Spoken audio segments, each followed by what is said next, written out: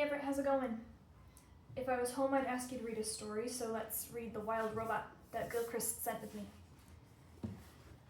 The Wild Robot, Words and Pictures by Peter Brown. To the Robots of the Future. Chapter 1, The Ocean. Our story begins on the ocean, with wind and rain and thunder and lightning and waves. A hurricane roared and raged through the night, and in the middle of the chaos, a cargo ship was sinking, down, down, down to the ocean floor. The ship left hundreds of crates floating on the surface, but as the hurricane thrashed and swirled and knocked them around, the crates also began sinking into the depths. One after another, they were swallowed up by the waves, until only 5 crates remained.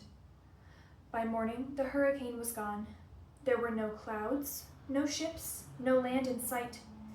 There were only calm water, clear skies, and those 5 crates lazily bobbing along an ocean current. Days passed, and then a smudge of green appeared on the horizon.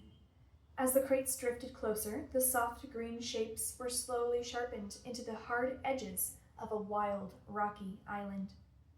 The first crate rode to shore on a tumbling, rumbling wave, and then crashed against the rocks with such force that the whole thing burst apart. Now, reader, what I haven't mentioned is that tightly packed inside each crate was a brand new robot. The cargo ship had been transporting hundreds of them before it was swept up in the storm. Now only 5 robots were left. Actually, only 4 were left, because when that first crate crashed against the rocks, the robot inside shattered to pieces. The same thing happened to the next crate.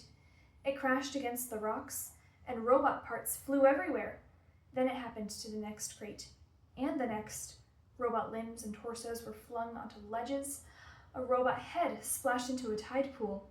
A robot foot skittered into the waves. And then came the last crate. It followed the same path as the others, but instead of crashing against the rocks, it sloshed against the remains of the first 4 crates. Soon more waves were heaving it up out of the water. It soared through the air, spinning and glistening until it slammed down onto a tall shelf of rock. The crate was cracked and crumbled, but the robot inside was safe.